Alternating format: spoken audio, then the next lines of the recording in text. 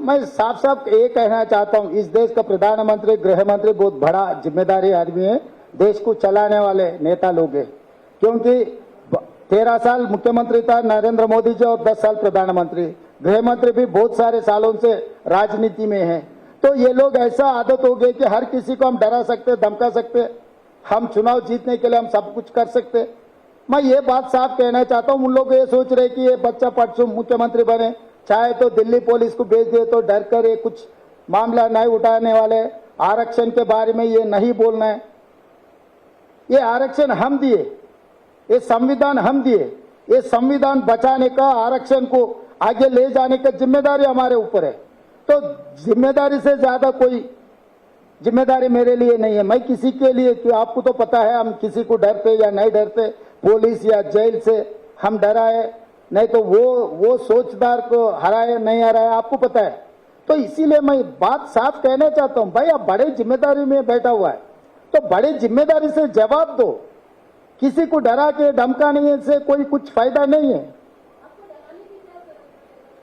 ये सब सारे एविडेंसेस बाहर नहीं बोलना, इतना ही है उन लोगों का मकसद। और क्या, अभी उन लोगों को दिक्कत यह आ गई कि पूरा देश सोच रहे, दलित, आदिवासी, ओबीसी सब लोग आज सोचने में लग गए, अरे भाई आगे अगर भारतीय जनता पार्टी को हम वोट दिए तो SC ST reservation and OBC reservation निकालने वाले, संविधान को बदलने वाले। तो ये नुकसान सीधा सीधा उनके घर को पहुंच रहा है। अभी चुनाव में वेलफेयर एंड डेवलपमेंट के बारे में कोई चर्चा नहीं है।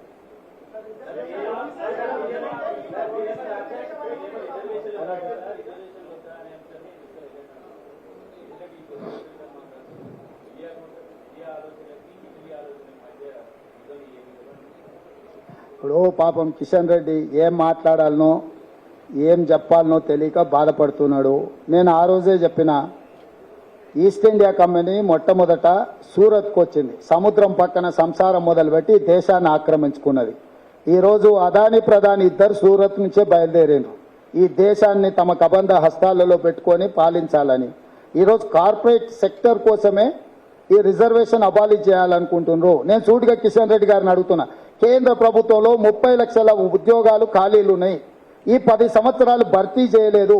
ఒకవేళ ఈ 30 లక్షల కేంద్ర ప్రభుత్వ ఖాళీలను భర్తీ చేసినుంటే ఇందులో 15 లక్షలు స్ట్రైట్ గా జనరల్ మెరిట్ వచ్చే వాళ్ళని వదిలేస్తే 15 లక్షలు SC ST OBC well educated కి ఉద్యోగాలు వచ్చి ఉండేటివి. అంటే తద్వారా మీరు ఆ రిజర్వేషన్లను అట్లా అన్యాయం చేసిండ్రు.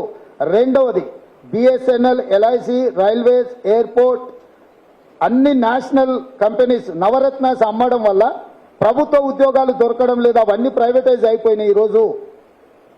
సో ప్రభుత్వ రంగ సంస్థల్ని ఏర్పాటు చేసి 60 లక్షల కోట్ల రూపాయల మొత్తం ఆస్తులను సృష్టించి అందులో రిజర్వేషన్లు అమలు చేసి ఉద్యోగ నియామకాలు కాంగ్రెస్ పార్టీ చేపట్టింది.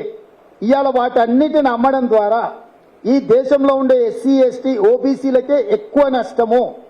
అవన్నీ కార్పొరేట్ కంపెనీల చేతులకు వెళ్ళిపోయిన తర్వాత వాళ్ళు ఫస్ట్ కార్పొరేట్ కంపెనీకి ఒక సంస్థ పోయిందంటే ఫస్ట్ రిజర్వేషన్లను తీసేస్తారు.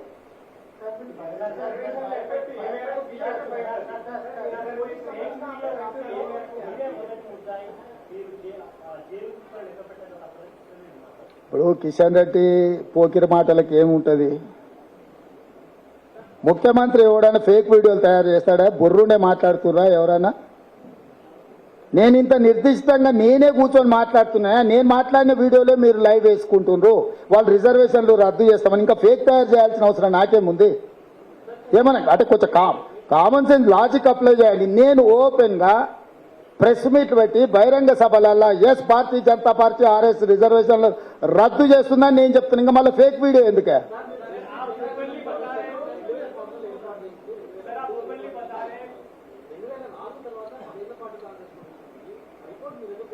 అందుకనే మేము వచ్చినాం కాబట్టి అది అమలు జరగలేదు, ఆపిపెట్టినాము. మేము వచ్చినాం కాబట్టి రిజర్వేషన్లు రద్దు కాలేదు. 2004లో నిజంగానే బీజేపీ గవర్నమెంట్ మళ్ళీ వచ్చినుంటే ఇవన్నీ వ్యవహారాలు చేసేటోళ్ళు. ఈయన వచ్చిన తర్వాత చాలా విషయాలు చేసిండు. ఇప్పుడు అందుకే ఎప్పుడు కూడా బీజేపీ కానీ జనతా పార్టీ కానీ ఎందుకు చేయలేదంటే వాళ్ళకి ఏ రోజు కూడా అబ్సల్యూట్ మెజారిటీ లేదు. కూటంల కుంపటిలో వాళ్ళకి చేయడానికి అవకాశం రాలే. ఈరోజు 400 సీట్లు వస్తే చేసేద్దామని 8 రాష్ట్రాలలో రాష్ట్ర ప్రభుత్వాలను కూల్చేసి వాళ్ళ ప్రభుత్వాలను ఏర్పాటు చేసుకున్నారు. సో ఈరోజు వాళ్ళు క్రిస్టల్ క్లియర్గా సింగిల్ పాయింట్ ఎజెండాగా ముందుకెళ్తుండ్రు. రాజ్యాంగాన్ని సవరించాలి, రిజర్వేషన్లను రద్దు చేయాలి. ఇది ఒక్కటే ఎజెండా.